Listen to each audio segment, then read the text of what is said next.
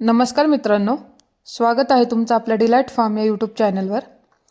तर आज आहे आपल्या पक्ष्यांचं पहिलं वॅक्सिनेशन, जे की 7 दिवसांचं आहे, लासोटा वॅक्सिनेशन। तर आता हे लासोटा वॅक्सिनेशन का करायचं, तर हे रानीखेत आजारासाठी करावं लागतं, जो की आपल्या भविष्यात जर आपल्या फार्मवर कोणता आजार आला तर आपल्या पक्ष्यांना तो आजार होऊ नये त्यासाठी हे वॅक्सिनेशन केलेलं असतं। आणि वॅक्सिनेशन हे खूप इम्पॉर्टंट पार्ट असतो कुक्कुटपालनामधला, कारण की आणि हे वॅक्सिनेशन बरेच म्हणतात की काय गरज पडते ही वॅक्सिनेशन करायची। आता आपण आपल्या लहान मुलांना ज्या प्रकारे वॅक्सिनेशन करतो की भविष्यात त्यांना कोणते आजार होऊ नये या दृष्टीने, त्या पद्धतीनेच आपल्याला ह्या कोंबडीच्या बारक्या पिल्लांना 1 महिन्यापर्यंतचं वॅक्सिनेशन हे करावं लागतं की त्यांचे भविष्यात त्यांना कोणताही आजार होऊ नये, कोणताही रोग जरी बाहेरच्या फार्मवर जरी आला तरी आपल्या फार्मपर्यंत तो आजार येऊ नये आणि आपली मॉर्टॅलिटी होऊ नये यासाठी आपण हे वॅक्सिनेशन टाईम टू टाईम करत असतो। तर त्यातलंच आज हे आपण लासोटा वॅक्सिनेशन करणार आहोत। तर लास्ट व्हिडिओमध्ये तुम्ही पाहिलं की आपण कोंबड्या अंड्यावर कशा पद्धतीने बसवायची आणि तिने किती पिल्ले काढली।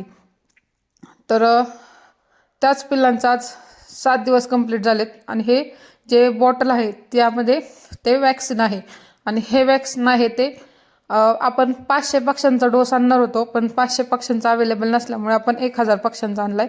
आणि हे वॅक्सिनेशन जास्त महाग नसतं, हे 80 ते 90 रुपयापर्यंत आपल्याला मिळून जातं। आणि हे आणताना आपल्याला नेहमी बर्फाच्या पाऊचमध्येच आणावं लागतं।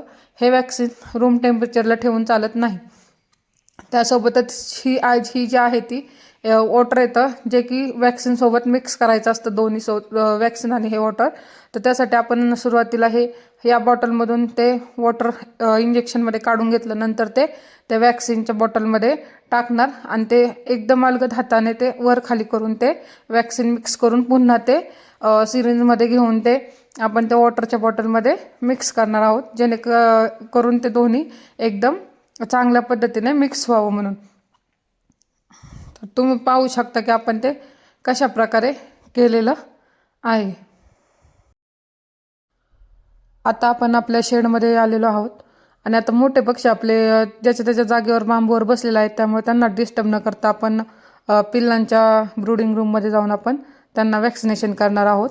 त्यासाठी आपण आतमधली काही लाईट वगैरे लावलेली नाही आहे आणि आता आतमध्ये जाऊन आपण पिल्लांचं वॅक्सिनेशन करूयात।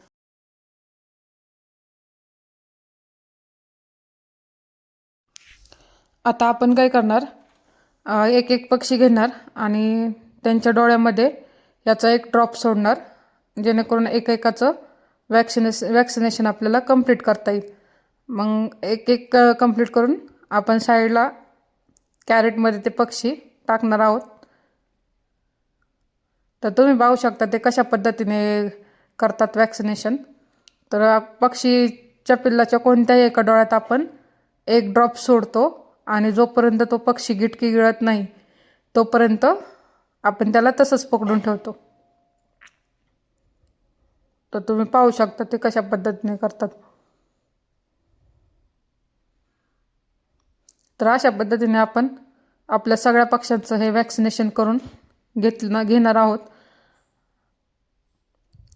अशाच पद्धतीने आपण त्यांचं 14 दिवसांचं गंभोरा वॅक्सिनेशन, त्यानंतर 21 दिवसांचा पुन्हा लासोटा आणि त्यानंतर पुन्हा 28 दिवसांचा गंभोरा, असं 1 महिन्याचं वॅक्सिनेशन कंप्लीट करणार आहोत।